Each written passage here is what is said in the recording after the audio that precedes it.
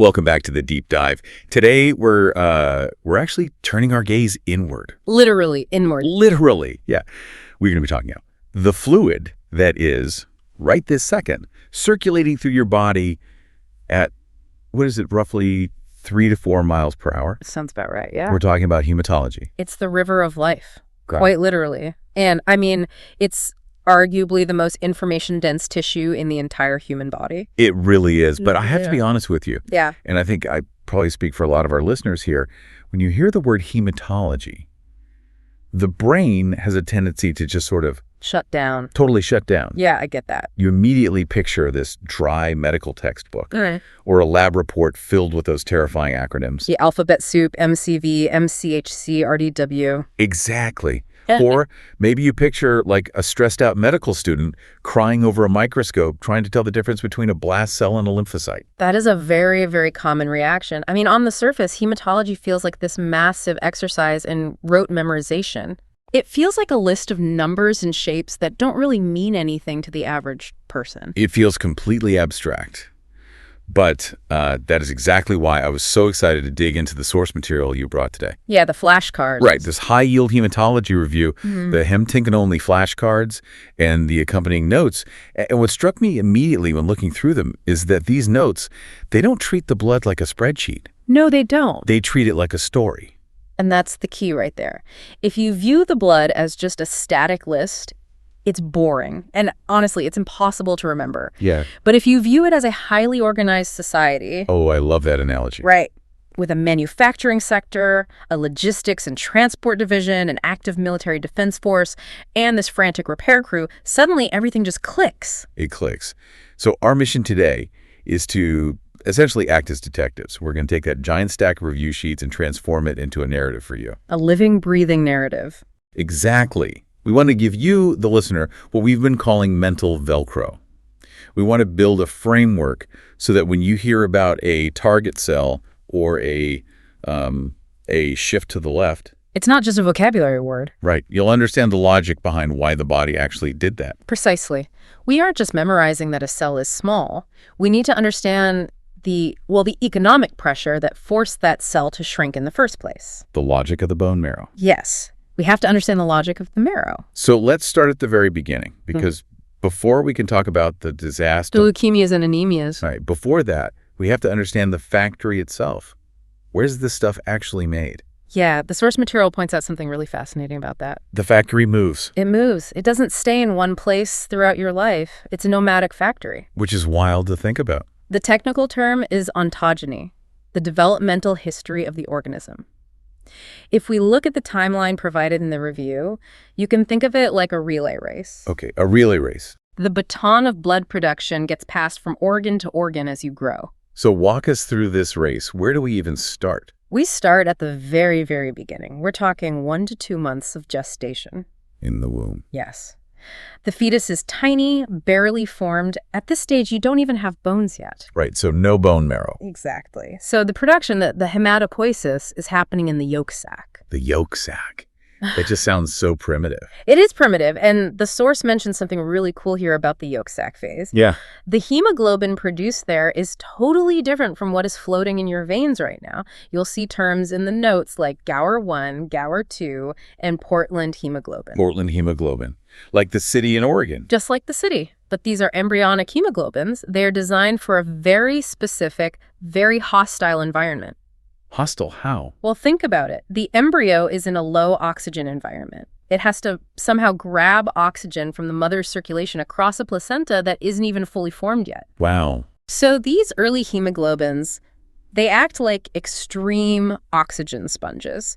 They have a massive, massive affinity for oxygen. Okay, so that's the first leg of the race. The yolk sac handles the heavy lifting early on. Yep.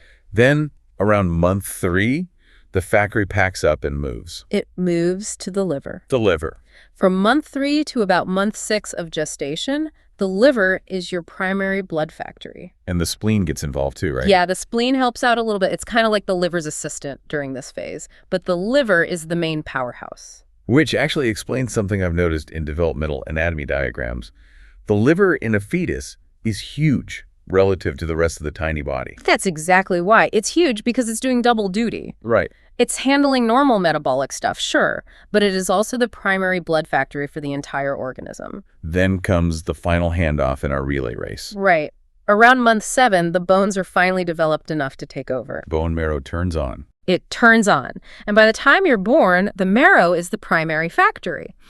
But, and here is a crucial distinction that the source material really highlights. Yeah.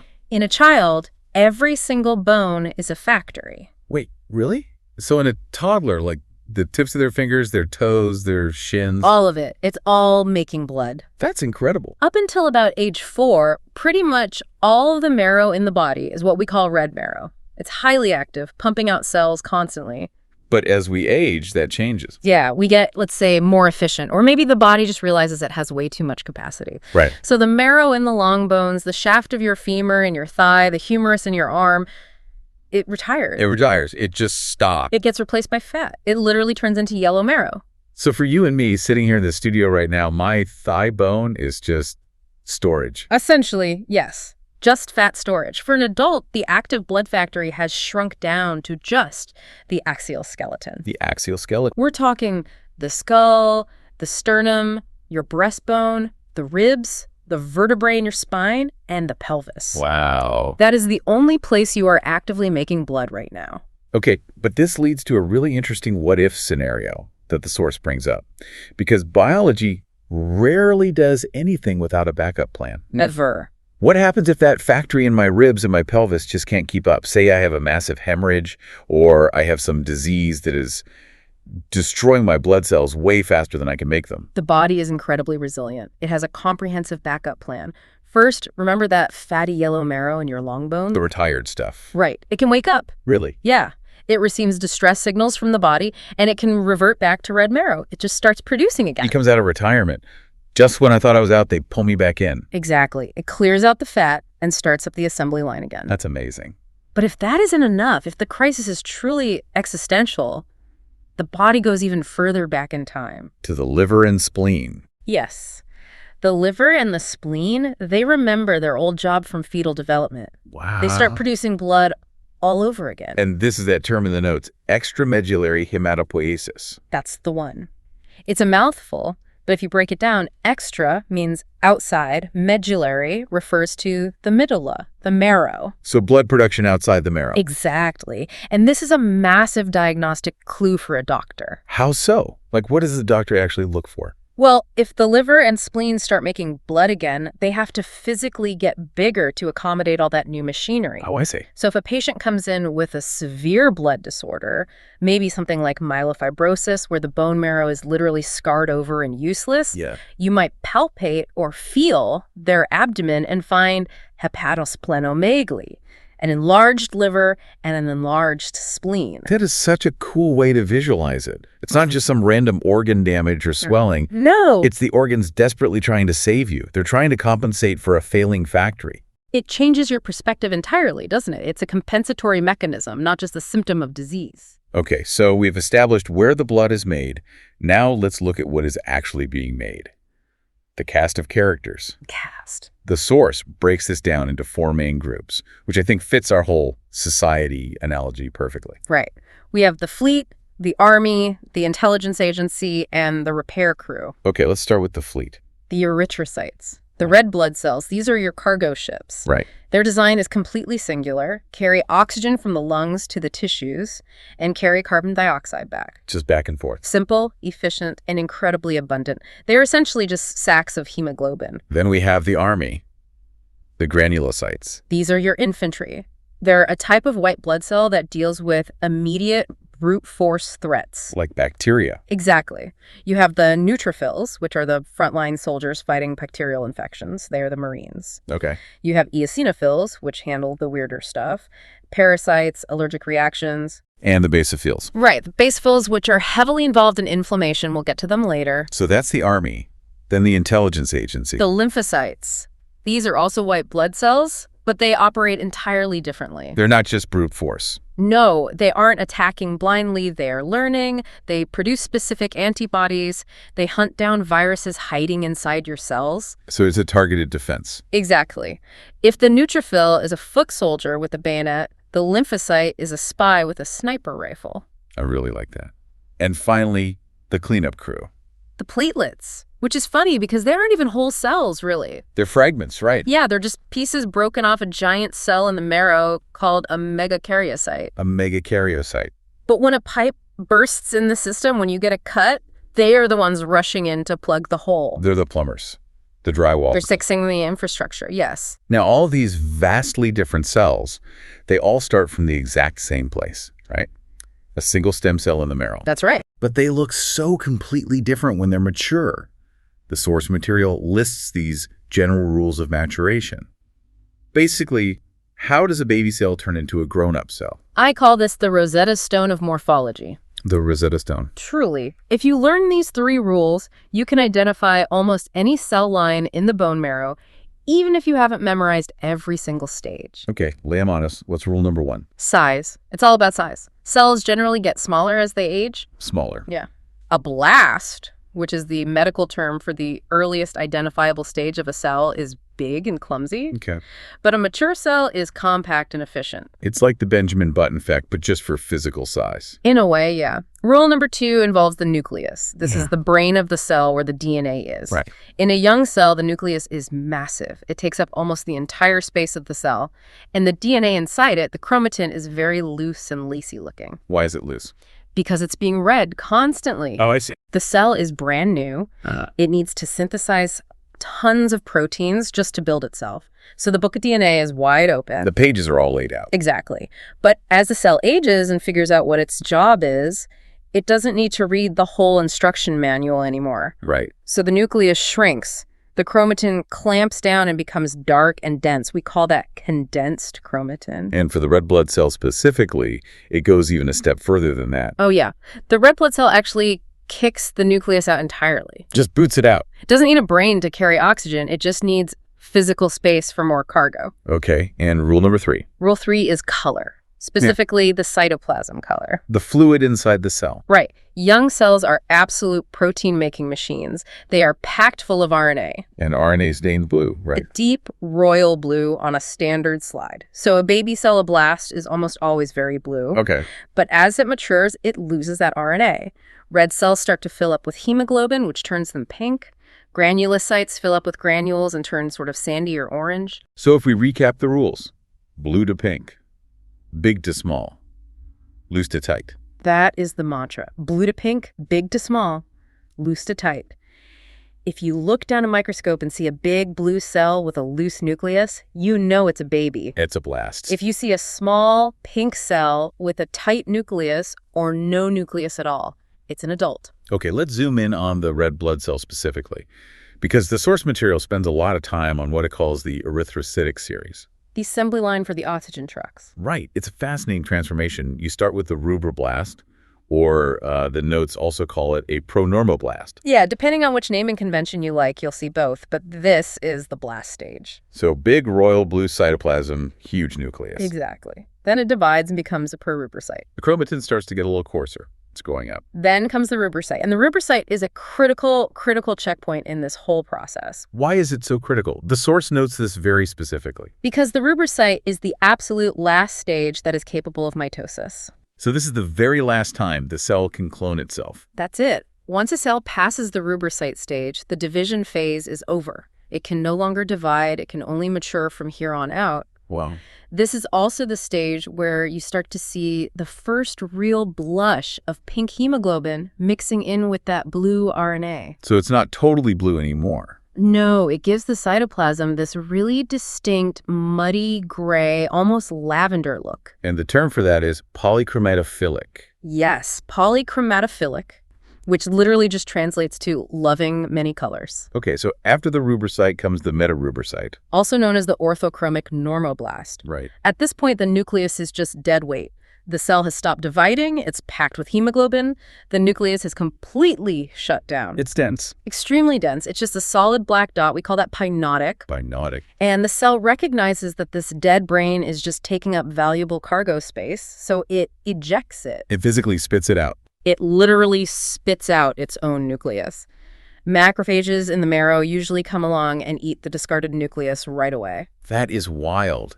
And once that nucleus is gone, we enter a stage that I think is incredibly important for the listener to understand clinically, the reticulocyte. Ah, the reticulocyte. This is the teenager of the red cell world. A teenager. It has left the marrow, usually, and is now floating out in the peripheral blood.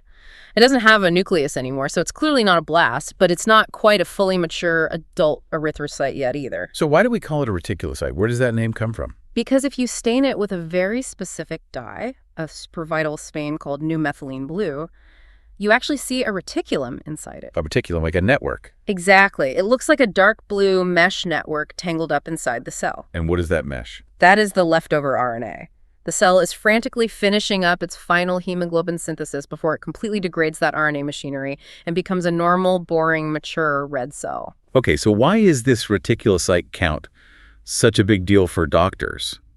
I mean, the source explicitly calls it the index of effective erythropoiesis. Think of the reticulocyte count as the speedometer of the bone marrow factory. The speedometer, right? Right. Normally, if you're healthy, about 0.5% to maybe 1.5% of your red cells are reticulocytes. So a tiny fraction. Just a tiny fraction. That's the factory just idling. It's just quietly replacing the older cells that naturally die off every day. But what if I'm bleeding? Say I was in a terrible car accident. Okay, if you are actively bleeding or if your red cells are being destroyed inside your body, which is called hemolysis, the factory should ramp up production. It senses the loss. It receives hormonal signals from the kidneys that oxygen is low, and it starts pumping out new cells as fast as it possibly can. So it pushes them out early. Yes. It pushes the teenagers out the door. So you should see that reticulocyte number jump from 1% up to 3%, 5%, maybe even 10%. That's actually a good thing. It's a great thing. It tells the doctor, okay, the patient is losing blood, but the marrow is healthy.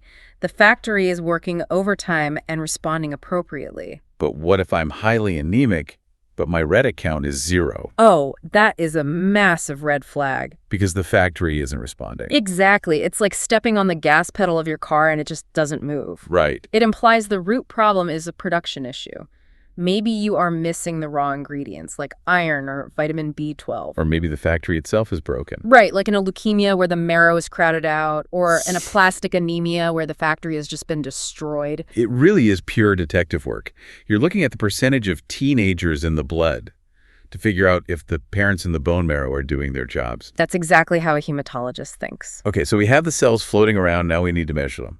This brings us to the indices, the MCV and the MCHC. The lab values. I feel like these are the most common numbers that people just totally ignore on their routine blood work. They absolutely are. But the source says MCV is the single most important number for sorting out anemias. Without a doubt. You simply cannot diagnose an anemia properly without looking at the MCV first. So what does it stand for? Mean corpuscular volume. Which just means? It's simply the average physical size of your red blood cells. That's it.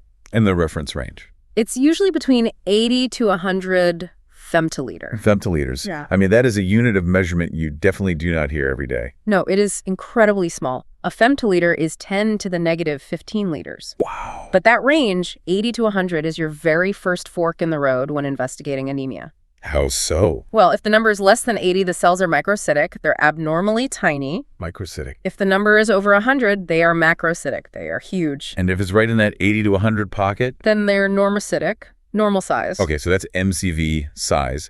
What about MCHC? Mean corpuscular hemoglobin concentration. Okay, and this answers what question? This answers the question, how packed is the cell? Packed with hemoglobin. Right. Is it stuffed completely full of red hemoglobin, or is it kind of empty? And visually, what does that mean on a slide? If the MCHC number is low, the cell looks incredibly pale under the microscope. It has this big, white, empty center. We call that hypochromic. Hypo meaning low, chromic meaning color. Exactly, low color. So by using just these two concept size with MCV and color or concentration with MCHC, we can basically categorize almost every single anemia out there. It's the ultimate sorting hat for blood disorders. Well, then let's get into it. Let's move into part 3, decoding anemia. Let's do it. We'll start with the small cell problems, the microcytic anemias. This is where the MCV is under 80. Right. Now, the classic example here, the one I think everyone has probably heard of, is iron deficiency anemia, IDA. By far the most common. And let's use our factory logic here to understand why the cells are actually small in ID. Okay, let's break it down. Hemoglobin, the actual molecule, is made of two main parts. Hemoglobin. Okay. Heme is made of iron and a ring called protoporphyrin. So iron is a fundamental building block. It is the core. If you don't have iron, you physically cannot make heme. And if you can't make heme, you can't assemble hemoglobin. So the cell is just sitting there in the bone marrow trying to fill itself up with hemoglobin, but it can't find any iron in the warehouse. Exactly. It's starving for supplies. Now, the cell has a very specific fail-safe mechanism for this. What does it do? The cell knows it absolutely must reach a certain concentration of hemoglobin to be effective at carrying oxygen. Okay. If the cell stays its normal large size, but it only has a tiny bit of hemoglobin to put inside, the overall concentration will be pitifully low. Right. It would be mostly empty space. So what does it do? It undergoes an extra division cycle. It divides again. Yes, it intentionally shrinks itself. It shrinks to fit the budget. That is the perfect analogy. It shrinks the wrapper because there just isn't enough filling to go around. That is incredible. So iron deficiency gives you microcytic, small, and hypochromic pale cells. Now, the source lists the lab profile for this, which I want to get into. It says low ferritin, low serum iron. That part makes total sense. Right. But then it lists TIBC, total iron binding capacity, as high GH. Ah, yes. This always confuses people. Why on earth is the capacity high if the iron itself is so low? Let me give you an analogy for this one. Imagine a public bus system that is designed solely to carry iron around the city of your body. Okay, iron buses. The protein called transferrin is the bus. The TIBC, the total iron binding capacity, is essentially a count of the empty seats on all those buses. The empty seats. Right. If you are perfectly healthy and you have plenty of iron floating around, all the seats on the buses are full. So the empty seat capacity is low. Exactly. But if you are iron deficient, The buses are running empty. the buses are completely empty. And not only that, but the liver senses that your tissues are starving for iron. So what does the liver do? The liver tries to help by printing more bus tickets. It actively synthesizes more transferrin to send out into the blood, hoping to catch any stray molecule of iron that might be floating by. Oh, wow. So now you have way more buses on the road, and they are all empty. So your total iron binding capacity, your number of empty seats, is sky high. It's through the roof. It perfectly illustrates how desperate the body is. That makes so much sense now. The body is just desperate. Now, let's compare that to the next one on the list, thalassemia. Thalassemia. The source says this is also a microcytic anemia, small cells. But the iron levels in thalassemia are totally fine. They are fine. Thalassemia represents a completely different type of factory failure. Okay, how is it different? Well, in iron deficiency, you are missing the raw material, right? The iron. Right. In thalassemia, the warehouse is completely full of iron. But the manufacturing machine that builds the globin protein chains, that machine is broken. It's a genetic issue. It's a genetic mutation. You physically cannot produce enough of the alpha chains or the beta chains to make normal hemoglobin. So the cell ends up being small because it lacks the protein structure, not because it's missing the iron core. Exactly. It is a quantitative defect of the protein. You have all the ingredients, but the recipe itself is wrong. And how do you tell them apart on a standard lab test? The RDW is a massive clue here. RDW, red cell distribution width. Right. It measures how much variation there is in the size of the cells. Because thalassemia is a genetic setting that is hardwired into the machine, every single cell comes off the assembly line the exact same small size. They're uniform. Highly uniform. So the RDW in thalassemia is usually perfectly normal. But an iron deficiency. In iron deficiency, your iron supply fluctuates constantly depending on what you ate that day or if you were bleeding. So the marrow spits out cells of all different sizes as it struggles. So the RDW goes up. The RDW is high in iron deficiency. It's a great, quick differentiator. High RDW means iron deficiency. Normal RDW means think thalassemia. Okay, and the third microcytic anemia that the notes cover is sideroblastic anemia. Sideroblastic. This is arguably the most frustrating one for the cellular factory. Why frustrating? Because you have plenty of iron. You have plenty of globin. So what's the problem? There is a specific enzymatic defect inside the cell that completely prevents the iron from being inserted into the heme ring. Man. It's like having the key and the lock, but you just can't turn it. Yes, you just can't make the final connection. And so the iron just piles up inside the cell. It accumulates uselessly in the mitochondria of the developing red cell, just waiting to be used. And you can actually see that pile up, right? You can. When you take a bone marrow sample and you stain it with a special iron stain called Prussian blue, you see this vivid ring of blue iron granules completely circling the nucleus of the cell. And that's what they call the ringed sideroblast. That's the classic board exam image right there. A ringed sideroblast. It visually represents a total failure of iron utilization. Okay, let's leave the small cells behind and go to the complete opposite end of the spectrum. The big cells. The macrocytic anemias. Where the MCV is greater than 100. Now, the source splits this category into two groups, megaloblastic and non-megaloblastic. Which is quite a tongue twister. It really is. What is the fundamental difference between the two? Megaloblastic refers to a very specific chaotic state inside the cell, and it is almost always caused by a severe lack of either vitamin B12 or folate. Okay, but why would a vitamin deficiency change the physical size of the cell? Because B12 and folate are absolutely required for DNA synthesis. Okay. If you don't have them, the cell simply cannot build new DNA effectively. It can't copy its genetic code to divide. And I think this is the key from the notes, it can still make RNA and protein, right? Exactly. The RNA pathways don't need B12 in the same way, so the cytoplasm keeps chugging along. So the body of the cell just keeps growing. It just keeps growing. We call this phenomenon nuclear cytoplasmic asynchrony. Asynchrony. They're out of sync. Yep, totally out of sync. The cytoplasm matures normally, it fills up with hemoglobin, it gets huge.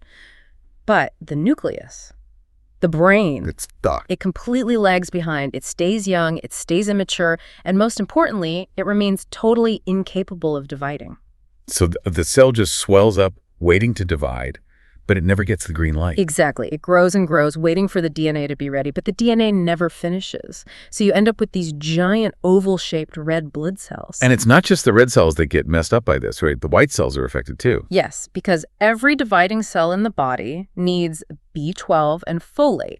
And this fact provides one of the absolute strongest visual clues in all of hematology. The hypersegmented neutrophil. Hypersegmented neutrophil. Walk us through what that looks like. Normally, a mature neutrophil has a nucleus that is pinched into maybe 3 to 5 separate little lobes. Okay.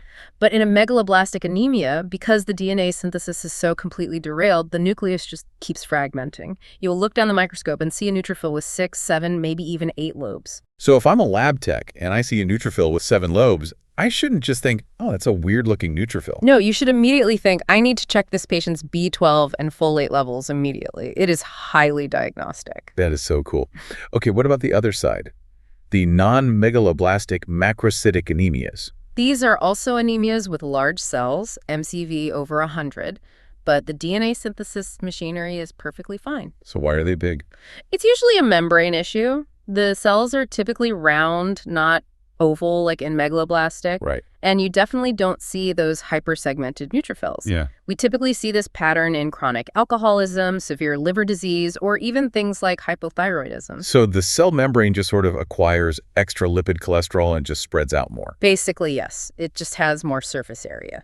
All right, moving on to the normocytic anemias. This is where the physical size is perfectly normal, 80 to 100, but the quality of the cell is the real issue. Right. This is the domain of the famous hemoglobinopathies. And the absolute king of these, the one everyone studies, is sickle cell.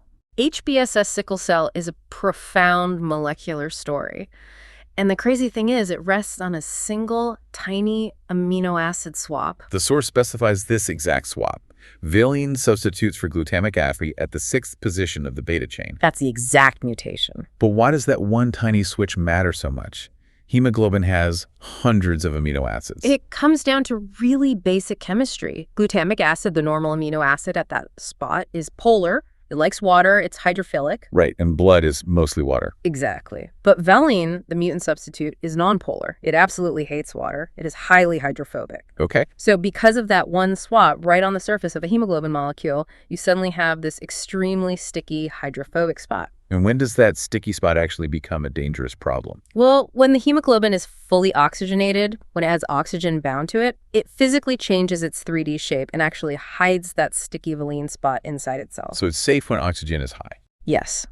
But when it travels to the tissues and releases that oxygen, when it becomes deoxygenated or if the blood pH drops and becomes acidic, Then what happens? the molecule shifts shape again, and that sticky villine spot is exposed right to the outside. Oh, no. And all these millions of hemoglobin molecules realize they can hide their sticky spots from the water by just sticking to each other. Like Velcro. Exactly like molecular Velcro, they polymerize.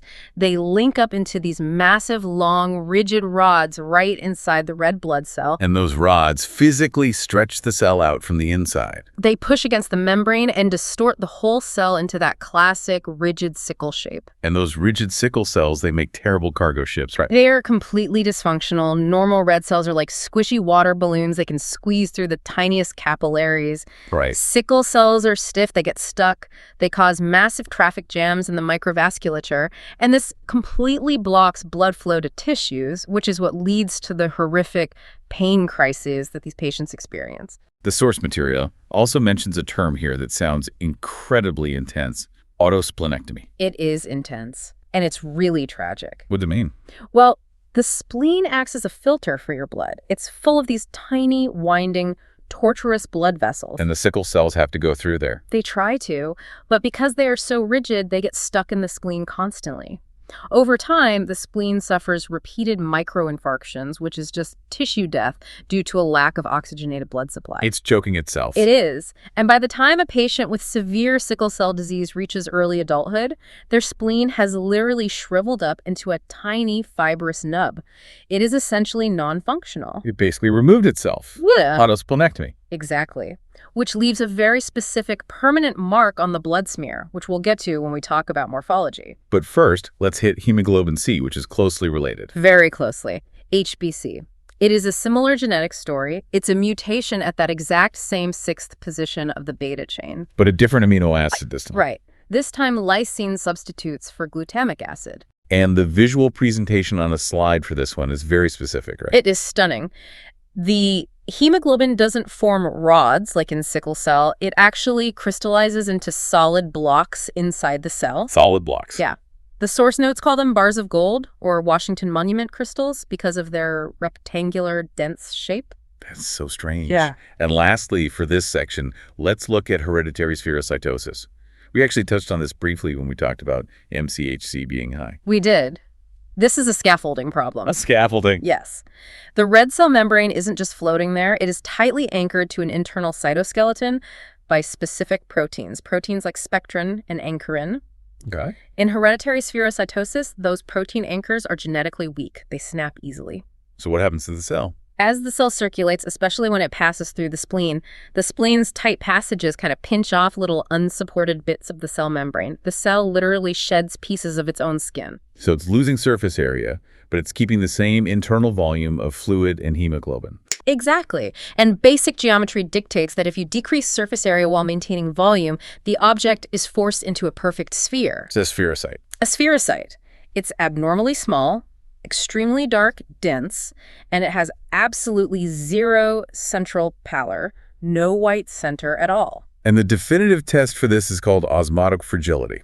How does that work? Think of a spherocyte like a water balloon that is already stretched to its absolute maximum bursting point. Because it lost all its slack. Exactly. If you take a normal red cell and drop it into a hypotonic solution, basically just slightly salty water, it can swell up a bit because it has that extra floppy membrane. You can handle the stretch. But spherocytes don't have any extra skin, so if you drop them in that same water, they try to swell and they just pop. They burst immediately. They are incredibly fragile. Hence, osmotic fragility. Yeah. That makes total sense. Okay, we have covered the diseases. Now, I really want to focus on the art of reading the slide. My favorite part. Part 4. Morphology. This is where the lab tech actually looks down the microscope and reads the shapes like tea leaves. And the fancy, multisyllable word for this is poikilocytosis. Poikilocytosis. It sounds intimidating, but it literally just means variation in shape. But the specific shapes tell very specific, often dramatic stories. Oh, absolutely. They are vital clues. Let's run through the rogues gallery of red cell shapes. First up, Schistocytes. Histiocytes. These are literal cell fragments. They look like sharp little triangles or helmets or sometimes little comma shapes. It sounds violent. It is a profoundly violent shape. If you see schistocytes, it means the red blood cells are being physically sliced open while they are circulating inside the blood vessels. Sliced by what? What's in the blood that can slice a cell? Usually it's microscopic strands of a clotting protein called fibrin. Fibrin? Yeah. Imagine a long hallway that has been randomly crisscrossed with razor wire. Yikes, okay. That is exactly what happens inside the blood vessels in horrific conditions like DIC-disseminated intravascular coagulation, or TTP. The red cells come flying down the vessel at high speed, they run into that fibrin razor wire, and they just get sheared into pieces. So if a tech looks down the scope and sees schistocytes everywhere, that's not something you just casually note down. No, that is a medical emergency. It suggests a microangiopathic hemolytic anemia. It basically means the patient is simultaneously clotting inappropriately and bleeding internally. You have to act fast. Wow. Okay, what about acanthocytes? The notes also call them spur cells. Acanthocytes are really weird looking. They have these highly irregular, sharp, thorny spikes sticking out in all different directions, no symmetry to them at all. And what causes those? It's usually a severe defect in the lipid balance of the cell membrane. You classically see this in patients with end-stage liver disease or a really rare genetic condition called abetalipoproteinemia. Now contrast that thorny shape with Burr cells, or echinocytes. Echinocytes. These also have spikes, but they are totally different. The spikes on a Burr cell are very uniform, evenly spaced, and usually kind of blunt. They make the cell look like a little gear or a cogwheel. And what disease causes cogwheels? You can see them in severe uremia, which is kidney failure.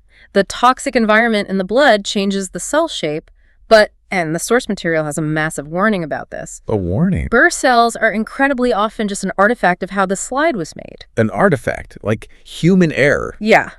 If the lab tech smears the drop of blood on the glass slide and it dries too slowly, the salt concentration in the drying plasma changes and it just physically shrivels the cells up. Oh, I see. So if you look at a slide and literally every single cell looks like a Burr cell. The patient probably doesn't have kidney failure. You just made a bad slide. Exactly. Don't call the doctor in a panic. Just go make a fresh slide and look again. Good practical tip. Okay, next shape. Target cells. The technical term is codocytes. The bullseye.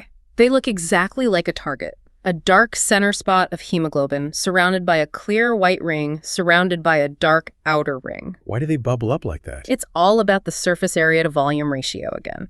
A target cell happens when you have way too much membrane wrapper for the amount of hemoglobin filling inside.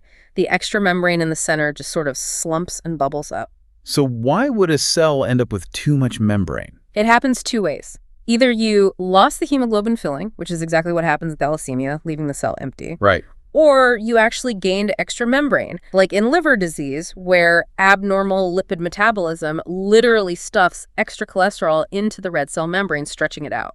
And it's also a classic sign for hemoglobin C, right? Yes. HBC disease is famous for having tons of target cells. Now, let's pivot slightly and talk about inclusions. This is stuff that gets stuck inside the red cell. We actually touched on Howell-Jolly bodies earlier. Right. Howell-Jolly bodies.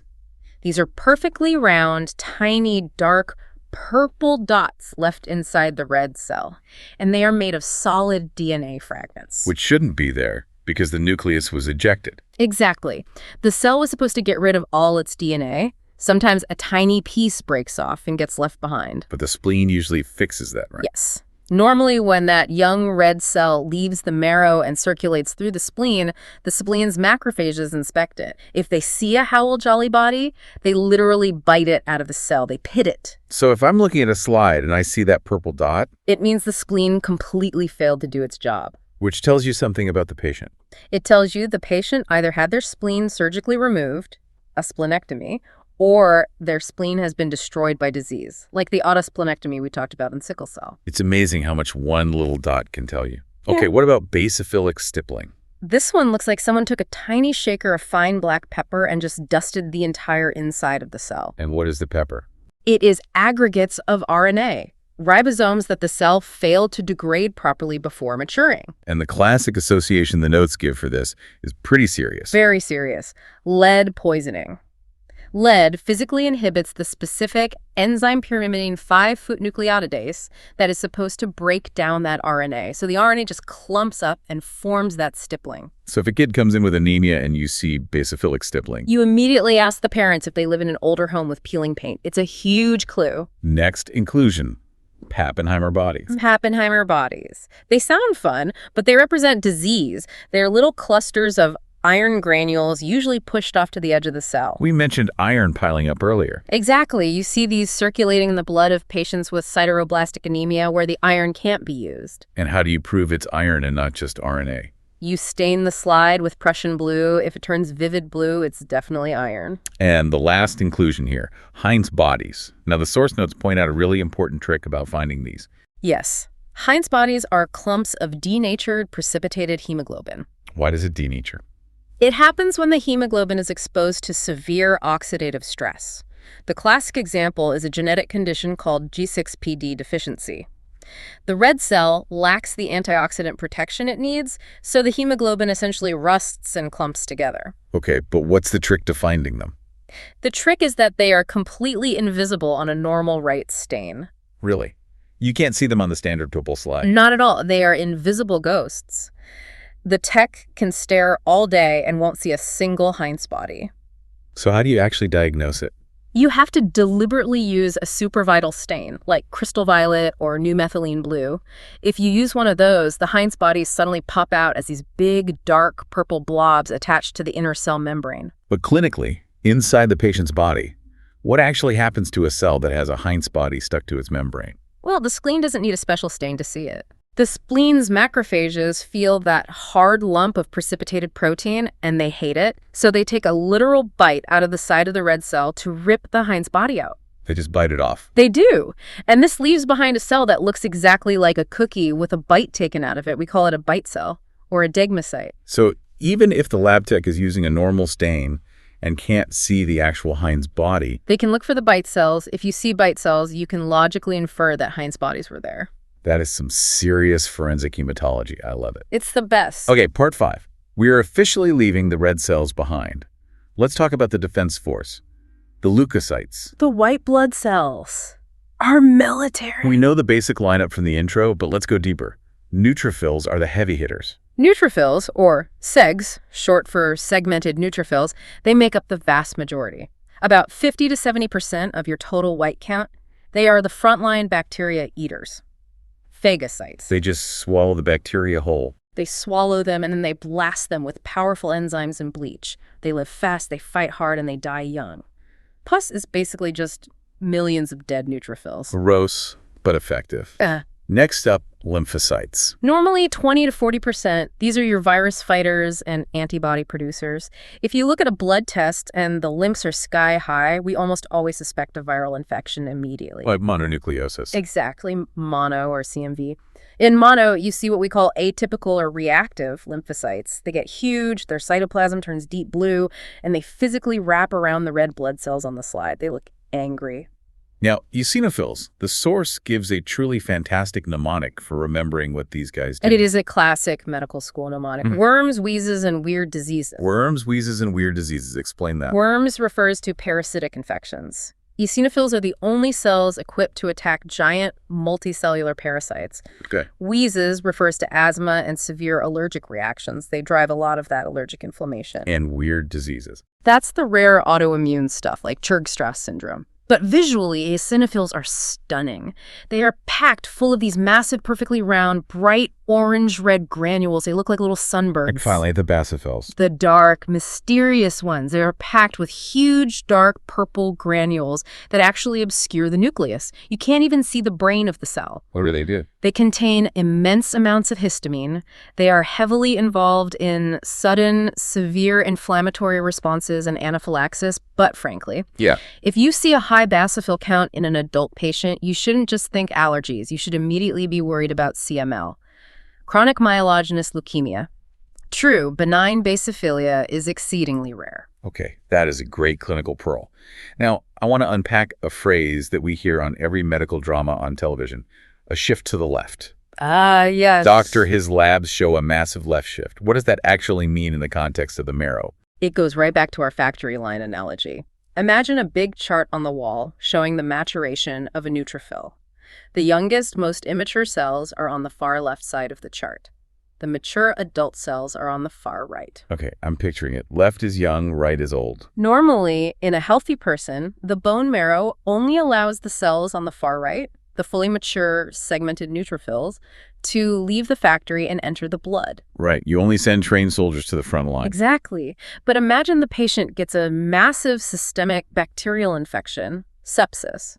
The neutrophil army is fighting furiously, but they are taking extremely heavy casualties. They're dying fast. Very fast. And suddenly the bone marrow simply runs out of mature soldiers in its reserve. So it gets desperate. It gets terrified. So it starts drafting the cadets. It opens the doors and releases the bands, which are one stage younger than mature, and even the metamyelocytes, which are even younger still. It's just shoving them out the door before they finish training. Exactly. And because these younger cells sit to the left on our maturation chart, We call it a left shift. we call it a left shift. It is a massive neon sign that the marrow factory is under severe, acute stress from a major infection. And you can actually see other physical signs of that stress in the cells themselves, right? Yeah. The source lists a triad of toxic changes. Yes. A left shift is almost always accompanied by these toxic changes. The first is toxic granulation. What does that look like? The normally faint, sandy-colored granules inside the neutrophil become incredibly dark, coarse, and prominent. The cell is frantically overproducing toxic enzymes to try and kill the overwhelming number of bacteria. Makes sense. Second change, dulla bodies. Dulla bodies are little, pale blue, irregular patches floating in the cytoplasm of the neutrophil. There are they. They are essentially patches of leftover rough endoplasmic reticulum, RNA. It's construction machinery that got left behind in the cytoplasm because the cell was rushed out the factory door so incredibly fast. Wow. And the third sign, vacuolization. These are literal holes or bubbles in the cytoplasm. They are phagocytic vacuoles. It is physical, visual evidence that this specific neutrophil has been actively eating bacteria and digesting them. It's the look of a cell that has been to war. It really is. Dark granules, leftover machinery, and battle scars. It is a messy, violent process, and you can see it all on a tiny glass slide. This naturally leads us, I think, to the darker side of hematology. Yeah. Part 6, malignancies, the leukemias. Now, the source material makes a very fundamental distinction right at the start of this section, acute versus chronic. This is the single most important fork in the road for diagnosing a blood cancer. How do they differ? Let's start with acute. Acute leukemia is terrifying. It is characterized by a sudden, massive proliferation of blasts. The immature baby cells. Exactly. The factory has essentially been hijacked by these malignant babies. They don't know how to work. They don't fight infection. They just rapidly clone themselves. They pack the bone marrow so tightly that they completely crowd out all the normal red cells and platelets. It just shuts normal production down. Completely. It happens incredibly fast. Without aggressive treatment, an acute leukemia patient can die in a matter of weeks or months. Okay, and chronic. Chronic leukemia is insidious. It is a proliferation of mature, or at least maturing, cells. So they look like adults. They do. The factory is overproducing. The cells are technically cancerous clones, but a lot of them actually still function to some degree. Oh, wow. Because they mature slowly, the disease progresses very slowly. A patient might walk around for years with a chronic leukemia, completely asymptomatic, not even knowing they have it until a routine blood test catches it. Okay, let's hit the specific diseases. The notes outline the big four leukemias. Let's start with the first acute one, AML, acute myeloid leukemia. AML is primarily, though not exclusively, a disease of adults. Okay. If you look at the marrow, it is stuffed full of myeloblasts, big cells, delicate fine chromatin, and very prominent nucleoli, which look like little punch holes in the nucleus. But the real diagnostic clue for AML, the thing that gives it away immediately, is our rod. Yes, the Auer rod is huge. What is it? It is a needle-shaped crystal made of fused primary granules. It literally looks like a tiny, sharp red stick or needle floating right in the blue cytoplasm of the blast. And why is it so important? Because if you see an Auer rod, the diagnosis is AML, period. It is never seen in ALL. It definitively proves that the malignant clone is of myeloid origin. It dictates the entire chemotherapy regimen. Wow, okay, contrast that with the other acute leukemia, all L, Acute lymphoblastic leukemia. ALL is devastating because it is the cancer of childhood. The peak incidence age is roughly 2 to 5 years old. That's heartbreaking. It is. It's the most common childhood malignancy. The blasts in all don't have hour rods. They are very small, very uniform, homogeneous blasts. But the good news here, the incredible triumph of modern medicine, is that ALL is highly, highly treatable now. Oh, really? Oh, yeah. We have achieved phenomenal cure rates in children with ALL. It's a true medical success story. That's amazing to hear. Okay, let's move to the chronic side of the big four. CML, chronic myelogenous leukemia. CML is visually unique. How so? When you look at a blood smear from a CML patient, you don't just see blasts. You actually see the entire assembly line dumped out into the blood at once. The entire line. Yes. You see a few myeloblasts, sure, but you also see promyelocytes, myelocytes, metamyelocytes, bands, and tons of fully mature segs, all floating around together in the peripheral blood. The source notes call it a garden variety of granulocytes. That's a great term for it.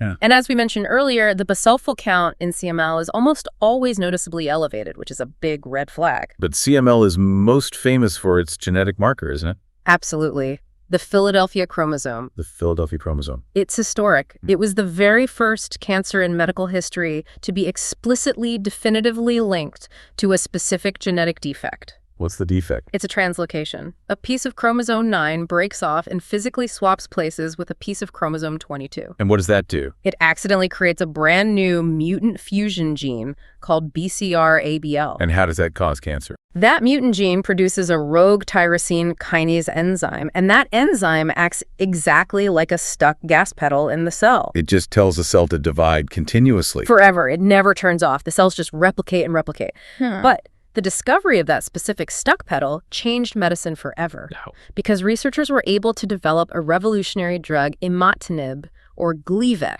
Oh, I've heard of that. It's a targeted therapy.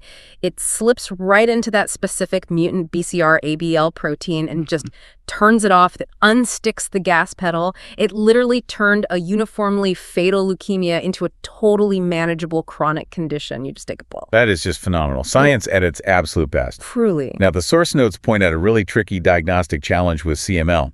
How do you tell CML apart from a leukemoid reaction? Yes. Because a leukemoid reaction, as I understand it, is just a really, really severe infection that pushes the white blood cell count so high that it literally looks like leukemia. Exactly. The white count can be 50,000, 100,000. It looks terrifying. And you have a massive left shift, so you see immature cells too.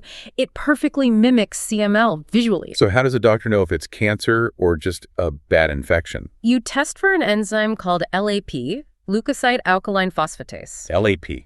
In a leukemoid reaction, a severe infection, the neutrophils are normal, healthy soldiers that have been intensely activated to fight a war. Right. So their enzyme levels, including LAP, are cranked up extremely high GH. They're loaded for bear. Exactly. But in CML... In CML, they're cancer clones. Yes. They might look like mature soldiers, but internally they are completely defective clones. They forgot how to make that enzyme. So in CML, the LAP score is incredibly LOW. So it's a very simple rule. LAP high equals infection. LAP low equals CML. That is the golden rule. It saves you from starting chemotherapy on a patient who just needs aggressive antibiotics. Wow. Okay, and the last of the big four leukemias, CLL, chronic lymphocytic leukemia. CLL is overwhelmingly a disease of the elderly population. It's an accumulation of small, very mature-looking lymphocytes. The marrow makes too many of them, and they just slowly build up in the blood and the lymph nodes over years. But the notes say these lymphocytes have a structural flaw. They do. They look normal, but their cell membrane is incredibly fragile. They are delicate. And that fragility creates a very famous visual clue on the slide. The smudge cell. The smudge cell. Yeah.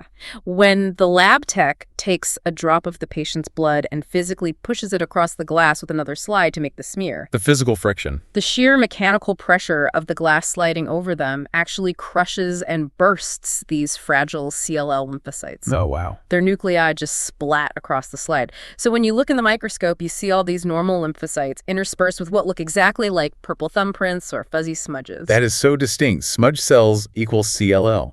Before we finish up with the malignancies, we absolutely have to talk about the plasma cell disorders, specifically multiple myeloma. Multiple myeloma. This is a malignancy not of the blasts, but of the fully mature plasma cells. And plasma cells are the ones that make antibodies, right? Correct. They are the ultimate antibody factories. In myeloma, one single plasma cell goes rogue, turns cancerous, and clones itself billions and billions of times inside the bone marrow. And since they're antibody factories, All billion of those clones start pumping out the exact same completely useless antibody, a monoclonal immunoglobulin, just churning it out into the blood. and this leads to that massive spike on the lab tests, right? Yes. The M spike on a serum protein electrophoresis. It's a huge mountain of identical protein. And clinically, what does all that do to the patient? The notes use the acronym C-SRAB. SRAB is a great summary of the devastation myeloma causes. C is for high calcium, R is for renal failure, kidney failure, because all that heavy protein clogs up the delicate kidney filters. Right. A is for anemia, because the plasma cells completely crowd out the red cells in the marrow. And B is for bone lesions. The bone lesions are particularly distinctive from what I've seen. They are horrifying. The malignant plasma cells actually secrete chemicals that activate osteoclasts. The cells that eat bone. Yes. They essentially trick your body into dissolving its own skeleton to make more room for the tumor. If you look at an X-ray of a myeloma patient's skull, it looks like someone literally took a hole puncher and punched dozens of perfect circular holes right through the bone. We call them punched out lytic lesions. That is brutal. And what does this look like on the actual blood smear? You see a phenomenon called rouleau. Rouleau. Sounds French. It is. Because there is such an absurdly massive amount of protein, all that rogue antibody floating in the blood plasma, it completely neutralizes the normal electrical charge on the outside of the red blood cells. Oh, because normally they repel each other, right? Exactly. They bounce off each other to keep flowing smoothly. But in myeloma, that charge is masked by the protein. So instead of bouncing, the flat red cells stick together face to face. And they stack up. They stack up into these long tubes that look exactly like a roll of coins in a coin wrapper.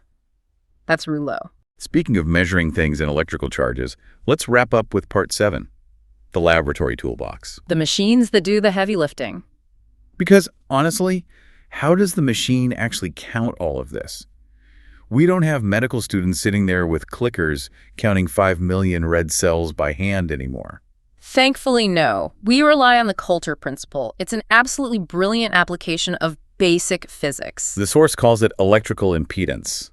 How does that actually work? Okay, so you take the patient's blood sample and you heavily dilute it in a conductive liquid, usually just a special saline solution. Saline conducts electricity. Right. Then you use a vacuum to forcefully pull that fluid through a microscopically tiny hole, an aperture. Okay. And right across that tiny hole, you are running a constant, steady electrical current. So the saline carries the current across the hole. Exactly. But here's the genius part. Cell membranes are lipids, fats. They are terrible conductors of electricity. They act as insulators. So every single time a single blood cell gets pulled through that tiny hole, it physically blocks the path of the electricity for a split second. It breaks the circuit. It breaks the circuit. The electrical resistance spikes up. The machine's computer simply counts the number of times the voltage spikes, and boom, you have your highly accurate total cell count. That is so simple and so incredibly smart. Yeah. But how does it know the size of the cell? How does it calculate that crucial MCV? It's based on the exact same principle. A big cell, like a macrocyte, is going to block a lot of the electrical current. It creates a massive voltage spike. Right. A tiny cell, a microcyte, only blocks a tiny bit of current. It creates a very small spike. So the machine just measures the height of the electrical pulse, and that directly correlates to the physical volume of the cell, the MCV. Wow. Simple, elegant, and effective. Now, what about hemoglobin electrophoresis? We mentioned this way back when we were talking about sickle cell. Right. Electrophoresis is essentially a molecular race. A race. You take the patient's red cells, you lyse them open to spill all the hemoglobin out, and you put that hemoglobin onto a special gel track, usually cellulose acetate. Okay. Then you hook the gel up to a battery and apply a strong electric field across it.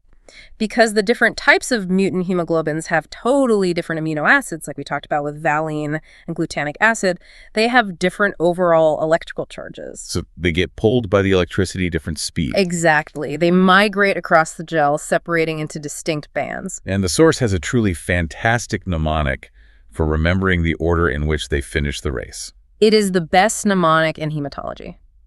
A fat Santa Claus. A fat Santa Claus. Explain how that works. It perfectly describes the migration pattern from the anode, the positive side where they start toward the cathode, the negative side where they run. Good. The absolute fastest hemoglobin, the one that runs the furthest, is normal hemoglobin A. That's the A. A for A. Next fastest is hemoglobin F, the fetal hemoglobin. That's fat. Then comes hemoglobin S, the sickle cell mutation. Santa, that's for slow. Slow Santa. And the absolute slowest one, the one that barely moves off the starting line, is hemoglobin C clauses. C for crawl. A fat Santa Claus. That is impossible to forget. It is a lifesaver on board exams. If you run a patient's gel and the thickest band stops right at the Santa position, you instantly know they have sickle cell disease. If it stops way back at clause, it's hemoglobin C disease. That is so elegant. Let's touch on one last test before we wrap up. The ESR, the SED rate. The erythrocyte sedimentation rate. It is one of the oldest tests in medicine, but still incredibly useful. How does it work? You literally just take a sample of the patient's blood, put it in a very tall, very thin glass tube, set a timer for exactly 1 hour, and just watch it. You literally just watch it sit there. You just let gravity do its thing. You are measuring how many millimeters the heavy red blood cells fall or sediment to the bottom of the tube in that 1 hour, leaving the clear plasma at the top. So why do they fall faster in some people?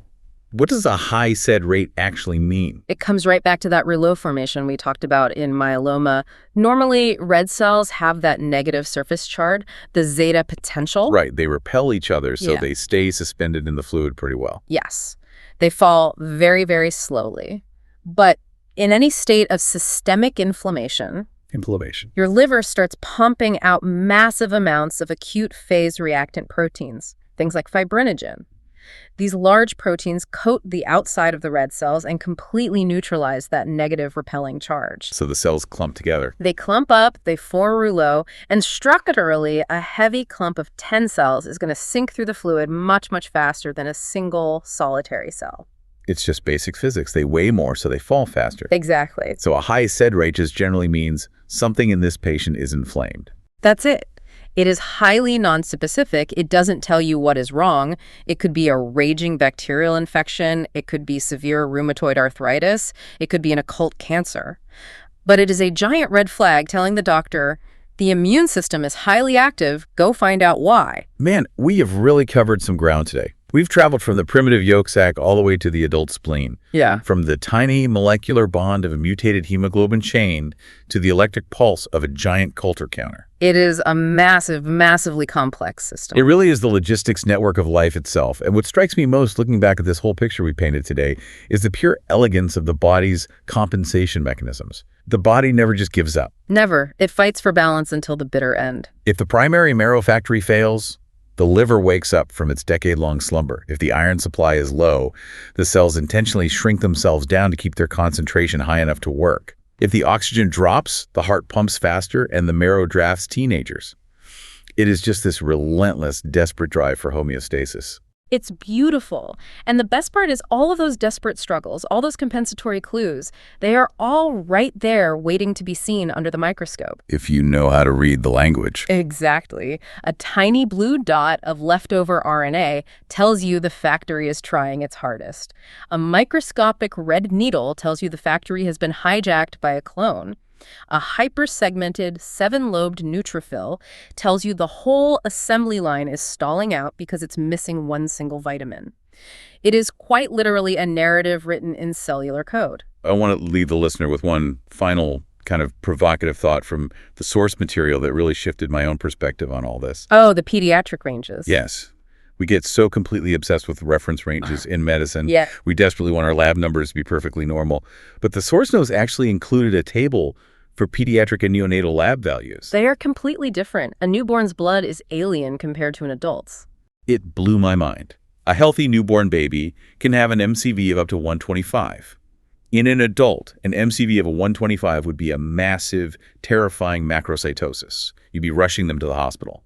And their hemoglobin can be 19 or 20 grams per deciliter. Right. If you mistakenly judged a newborn baby by adult reference standards, you would diagnose them with a terrible, fatal blood disease. You'd think they had polycythemia or severe B12 deficiency. But for them, at that exact moment in their life. It is absolutely perfect. They just spent 9 months locked in a very low oxygen environment, the mother's womb, so they fundamentally needed those giant cells and tons of extra hemoglobin just to steal enough oxygen from mom's blood to survive. It's just such a great reminder that healthy is a constantly moving target. It totally depends on where you are in your biological timeline and what environment you are currently adapting to. Context is absolutely everything in medicine. A number is just a number until you put it into the context of the patient's life. I love that. So the very next time you have to go get a routine blood draw, and you are sitting there watching those little plastic vials filling up with that dark red liquid. Don't just look away. Don't just think of it as some gross fluid. Try to picture it. Think of the pneumatic factory humming away inside your ribs. Think of the millions of tiny oxygen trucks, the specialized infantry soldiers, the snipers, and the incredible dynamic balance that is silently keeping you alive every single second of the day. It's a busy society in there. It sure is. Thanks for taking this deep dive with us today. Thank you. It was a pleasure.